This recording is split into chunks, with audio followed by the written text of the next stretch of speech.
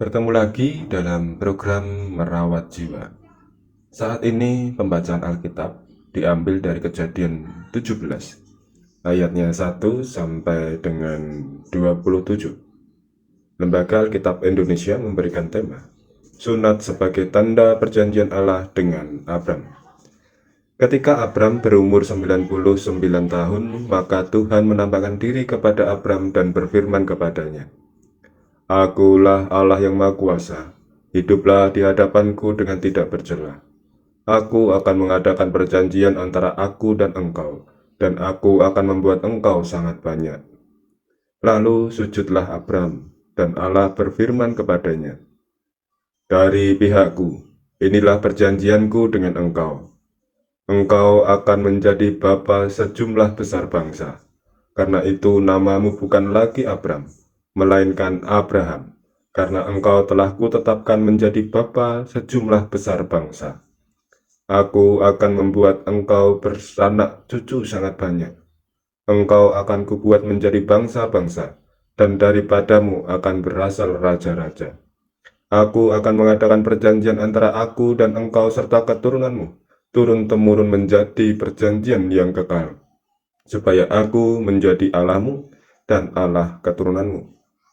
Kepadamu dan kepada keturunanmu akan kuberikan negeri yang kau diami sebagai orang asing, yakni seluruh tanah Kanaan akan kuberikan menjadi milikmu untuk selamanya, dan aku akan menjadi Allah mereka.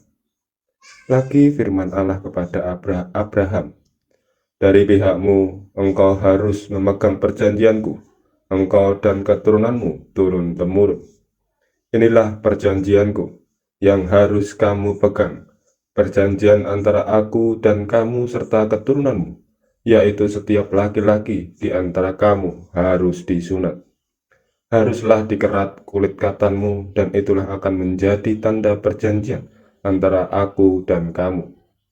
Anak yang berumur 8 hari haruslah disunat, yakni setiap laki-laki di antara kamu, turun-temurun, baik yang lahir di rumahmu maupun yang dibeli dengan uang dari salah seorang asing, tetapi tidak termasuk keturunanmu. Orang yang lahir di rumahmu dan orang yang engkau beli dengan uang harus disunat. Maka dalam dagingmulah perjanjianku itu menjadi perjanjian yang kekal. Dan orang yang tidak disunat, yakni laki-laki yang tidak dikerat kulit katanya, maka orang itu harus dilenyapkan dari antara orang-orang sebangsanya. Ia telah mengingkari perjanjianku. Selanjutnya Allah berfirman kepada Abraham tentang istrimu Sarai, janganlah engkau menyebut dia lagi Sarai, tetapi Sarah, itulah namanya. Aku akan memberkatinya, dan daripadanya juga aku akan memberikan kepadamu seorang anak laki-laki. Bahkan aku akan memberkatinya, sehingga ia menjadi ibu bangsa-bangsa, raja-raja. Raja-raja bangsa-bangsa akan lahir daripadanya. Lalu tertunduklah Abraham, dan tertawa serta berkata dalam hatinya, Mungkinkah bagi seorang yang berumur 100 tahun dilahirkan seorang anak, dan mungkinkah Sarah yang telah berumur 90 tahun itu melahirkan seorang anak? Dan Abraham berkata kepada Allah, sekiranya Ismail diperkenankan hidup di hadapanmu.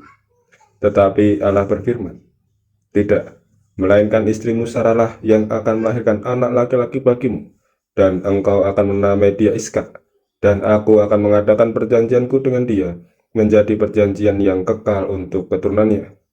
Tentang Ismail, aku telah mendengarkan permintaanmu. Ia akan kuberkati, kubuat beranak cucu dan sangat banyak. Ia akan memperanakkan 12 raja, dan aku akan membuatnya menjadi bangsa yang besar. Tetapi perjanjianku akan kuadakan dengan Ishak, yang akan dilahirkan Sarah bagimu tahun yang akan datang pada waktu seperti ini juga. Setelah selesai berfirman kepada Abraham, naiklah Allah meninggalkan Abraham. Lalu Abraham memanggil Ismail anaknya, dan semua orang yang lahir di rumahnya, juga semua orang yang dibelinya dengan uang, yakni setiap laki-laki dari isi rumahnya. Lalu ia mengerat kulit katan mereka pada hari itu juga, seperti yang telah difirmankan Allah kepadanya. Abraham berumur 99 tahun ketika dikerat kulit katannya, dan Ismail anaknya berumur 13 tahun ketika dikerat kulit katannya.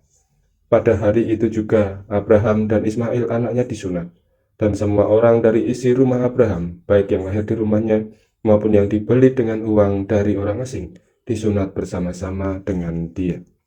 Demikianlah sabda Tuhan untuk kita. Perenungan kita saat ini akan kita beri judul Perjanjian Allah dan Abraham.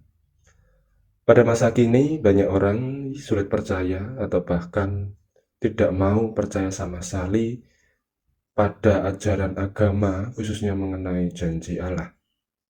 Banyak orang berasumsi bahwa Allah lebih banyak ingkar janji daripada Allah yang menepati janji. Banyak komplain, banyak kritik negatif, dan sinisme yang diarahkan kepada Allah. Salah satu alasan yang sering diungkapkan oleh kelompok ini adalah dengan pertanyaan, di manakah Allah saat saya membutuhkannya? Kalau begitu, apa arti dari sebuah janji? Menurut Kamus Oxford, kata janji diartikan sebagai suatu pernyataan atau deklarasi yang menjamin bahwa seseorang dapat mewujudkan apa yang diucapkan dan dijanjikannya. Dengan definisi seperti itu, berarti tudingan banyak orang mengenai konsep janji keliru. Mengapa? Sebab segala tindakan Allah yang konkret selalu bertujuan mendatangkan kebaikan bagi kita menurut standarnya. Jika Allah menolak doa permohonan kita, karena hal itu tidak mendatangkan kebaikan bagi diri kita, apakah kita dengan begitu gampangnya akan mengatakan Allah ingkar janji? Jika banyak orang yang kecewa terhadap janji Allah, beda hal dengan Abram. Setelah 13 tahun menunggu penggenapan janji Allah yang tidak kunjung tiba, Abram sama sekali tidak mempermasalahkan hal itu. Hal ini terlihat bagaimana ia tertawa ketika Allah mengulang kembali janjinya. Apakah tertawa Abram menunjukkan sikap ketidakpercayaannya, atau sikap mencemooh janji Allah? Atau tertawa itu memperlihatkan sikap kebingungan dalam artian bagaimana mungkin dua orang yang lanjut usia dapat memiliki keturunan? Apapun yang dipikirkan Abram, Allah sama sekali tidak menyalahkannya. Sebaliknya, ia mempertegas bahwa ahli waris Abram bukan berasal dari Hagar, melainkan berasal dari Sarai. Ada hal menarik di ayat 18 di mana Abram berupaya membujuk Allah dengan mengusulkan Ismail sebagai ahli waris dalam menggenapi janji Allah. Di sini ada dua jawaban yang Allah berikan kepada Abram, yakni pertama, Allah dengan tegas menolak Ismail, dan saat yang sama Allah memberi nama Ishak kepada calon anak Abram dan Sarai. Penegasan ini memperlihatkan bahwa kelanjutan ikatan perjanjian abadi akan diwariskan kepada Ishak sebagai satu-satunya ahli waris yang sah dari Abram. Kedua, Allah memberkati Ismail dan keturunannya, karena bagaimanapun juga Ismail adalah anak Abram. Di sini Allah berjanji bahwa Ismail akan melahirkan 12 raja dan keturunannya akan menjadi bangsa yang besar. Penegasan Allah mengenai ahli waris mengakhiri keraguan dan tawar-menawar di hati Abram. Sebagai respon iman, Abram, Ismail, dan seluruh pekerja yang ada di rumahnya disunat pada hari itu sebagai persetujuan kontrak abdi dengan Allah. Renungan kita yang saat ini, Allah sangat mengerti setiap kelemahan dan pergumulan kita. Ia mengerti saat iman kita menjadi tawar dan hampir menyerah karena kepahitan yang tak kunjung selesai. Namun Dia, Allah, cukup sabar mendorong, menguatkan kita melalui sabda-sabdanya. Sekarang waktunya kita bangkit dan merespon panggilan serta janji Allah dengan tepat dan benar. Marilah kita bekerja dengan penuh semangat terhadap bagian yang Allah percayakan dalam kehidupan kita. Janji Allah tidak mungkin tidak digenapi, hanya persoalan waktu. Kiranya iman kita semakin kuat seperti iman Abram dalam menanti penggenapan akan janji Allah. Tuhan memberkati.